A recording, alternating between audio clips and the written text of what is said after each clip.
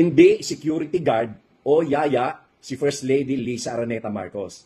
So, walang kailangang isubmit na report ang Malacanang o kahit na anong paliwanag na dapat gawin tungkol doon sa nangyari sa insidente ng pagkamatay ni Mr. Paulo Tantoco. Dahil hindi naman natin sagot lahat ng pangyayari sa paligid natin. Besides, si Mr. Tantoco naman ay 44 years old na. Alam na niya ang kanyang ginagawa. At hindi naman nandun si First Lady para bantayan ang lahat ng kilos niya.